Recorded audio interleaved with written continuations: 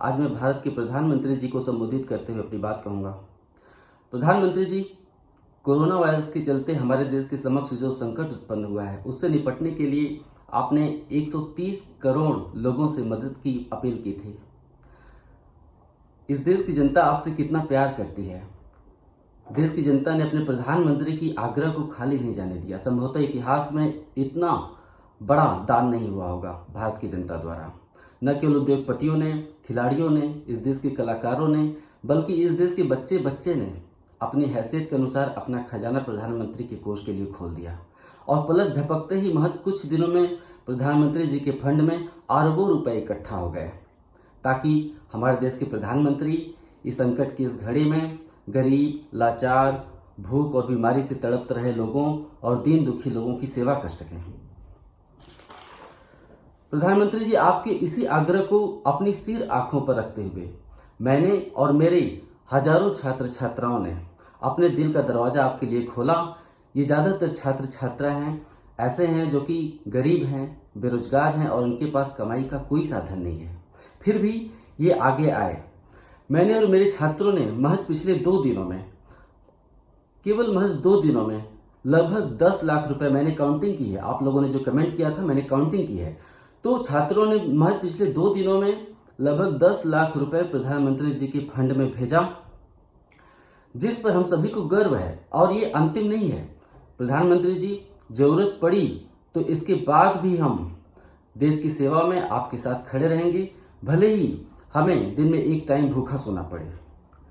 प्रधानमंत्री जी, संभवतः आप दुनिया के पहले ऐसे नेता होंगे जिसे आपके देश की जनता इतना प्यार करती है।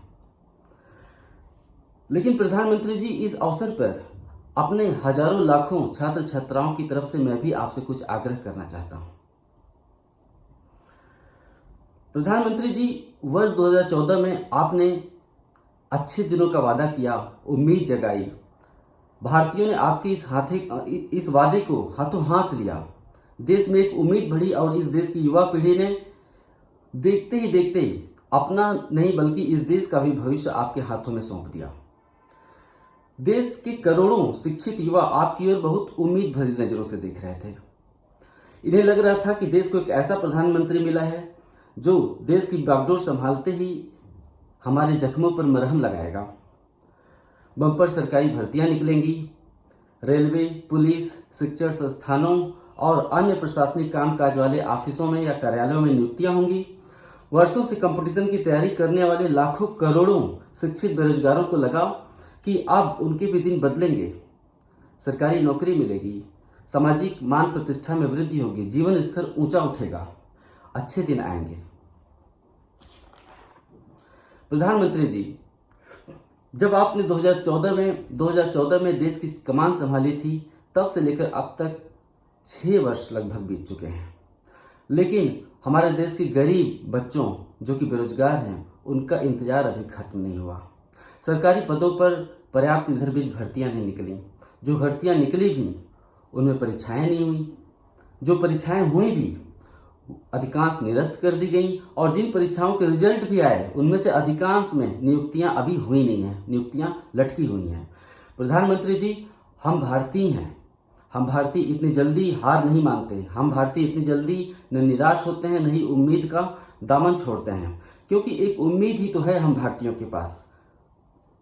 जिस दिन ये उम्मीद भी चली गई, यकीन मानिए इस देश में कुछ नहीं बचेगा। हमारे जो गरीब, बेसहारा, बेरोजगार, शिक्षित युवा हैं, इनकी उम्मीद ही इस देश का भविष्य है। लेकिन प्रधानमंत्री जी, हमने अभी भी हार नहीं मानी है। इस देश के गरीब युवाओं ने अभी भी हार नहीं मानी है, निराश नहीं हुए हैं, उम्मीद का दामन छोड़ा नहीं है और न ही आपकी कुशल नेतृत्व से हमारा भरोसा कम हुआ है। प्रधानमंत्री जी, इतिहास गवाह है, हम भारतीयों ने बड़े बड़े संकट झेले हैं। ये कोई पहला संकट नहीं है जो आज है। हमने विदेशी आक्रमण झेला है, हमने रक्तपात झेला है, हमने विदेशी हुकूमत का कुशासन झेला है, मनमानी झेली है, हमने गरीबी, भूखमरी झेली है, हमने आतंकवाद और महामारी झेली है। हमने सब कुछ झेला है, लेकिन हमारे देश की मिट्टी में पता नहीं कितनी ताकत है कि हर बीमारी और हर समस्या का इलाज और हर आक्रमण का निराकरण कर देती है। प्रधानमंत्री जी, कोरोना के रूप में आज जो संकट इस देश पर मंडरा रहा है, आज जो आफत इस देश पर आई हुई है, हमें पूरा यकीन है कि आपकी कुशल नेतृत्व में हम इसका भी निराकरण कर लेंगे, समाधान कर लेंगे, क्योंकि हमें आपका नेतृत्व, आप जैसे कुशल प्रशासक का नेतृत्व प्राप्त हुआ है।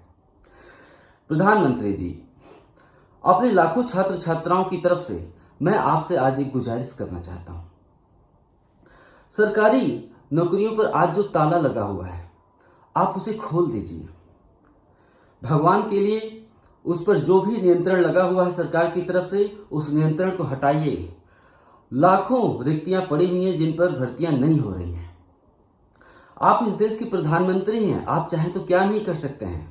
आप इस देश के प्रधानमंत्री हैं। अगर हम अपने अच्छे भविष्य के लिए आपसे गुजारिश नहीं करेंगे, आपसे उम्मीद नहीं करेंगे, तो फिर भला हम कहां जाएंगे। इस देश में क्या नहीं होता है। संकटग्रस्त उद्योगपतियों को डूबने से बचाने के लिए अरबों का पैकेज दिया जाता है। महंगे हथियार बनाने और खरीदने के लिए खरबों रुपए खर्च किए जाते हैं। इस देश में विदेशी राष्ट्राध्यक्षों और विदेशी मेहमानों की आगवानी और स्वागत के लिए पैसा पानी की तरह बहाया जाता है। आईपीएल जैसे खेल आयोजनों में अरबों रुपए की बोली लगाई जाती है।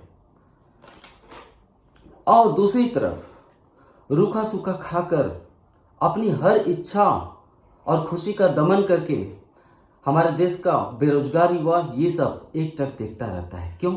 क्योंकि एक वोट की ताकत के सिवा उसके पास कोई हथियार नहीं है, उसके पास कोई सत्ता नहीं है, उसके पास कोई ताकत नहीं है। क्या सिर्फ इसलिए? प्रधानमंत्री जी, इस देश में हमारे गरीब युवाओं को छोड़कर हर काम प्राथमिकता में है। क्या ये अच्छे भविष्य का संकेत है? प्रधानमंत्री जी, इन गरीब युवाओं को भी जितनी जल्दी हो सके आपको अपनी प्राथमिकताओं में शामिल करना चाहिए, क्योंकि इन्होंने ही तो आखिर आपको इस देश का राजा बनाया है ना। मेरे प्यारे छात्र छात्राओं, मेरा संदेश जो प्रधानमंत्री जी के नाम था वो खत्म हुआ। मैं आपसे एक विनती करूंगा। मैंने कभी अपने वीडियो को शेयर करने के लिए, लाइक करने के लिए, सब्सक्राइब करने के लिए नहीं कहा। आज मैं पहली बार अपने किसी वीडियो को शेयर करने के लिए कह रहा हूं। आप इस वीडियो को शेयर करिए। इसे नकारात्मक नहीं लेना है आपको। क्यों? क्योंकि आज जो संकट है उसमें हम प्रधानमंत्री जी के साथ खड़े हैं, लेकिन हमें अब अपने अच्छे भविष्य की उम्मीद भी बढ़ानी चाहिए। आप मेहनत कर रहे हैं, आप दिन रात परिश्रम कर रहे हैं, आप एक कमरे में बैठकर दिन रात पढ़ाई करते हैं, माँ बाप आपका खर्च चला रहे हैं, आप रूम पर किराए पर रूम लिए हुए हैं, आप कापी किताब खरीद रहे हैं, लेकिन ये सब आप कब तक करेंगे? निश्चित रूप से जब हमारे प्रधानमंत्री जैसा व्यक्तित्व हमारे पास हो तो हमें अपनी आवाज भी निश्चित रूप से उठानी चाहिए। हमें प्रधानमंत्री जी तक अपनी बात पहुंचानी चाहिए। आज जो आफत है कल वो समाप्त हो जाएगी। हमें अच्छे भविष्य की तैयारी भी करनी है। इसे शेयर करिएगा। और हाँ, मैंने शीघ्र ही हाल ही में एक अपना नया फेसबुक अकाउंट बनाया है। नीचे कमेंट में और डिस्क्रिप्शन में उसका लिंक है। मैं आपको लंबे समय तक के लिए खुद से जोड़ना चाहता हूँ। उस लिंक को आप क्लिक करेंगे जो नीचे है तो आपको मेरा फेसबुक प्रोफाइल दिखेगा। आप रिक्वेस्ट भेज दीजिएगा, मैं उसे एक्सेप्ट कर लूँगा। नमस्कार।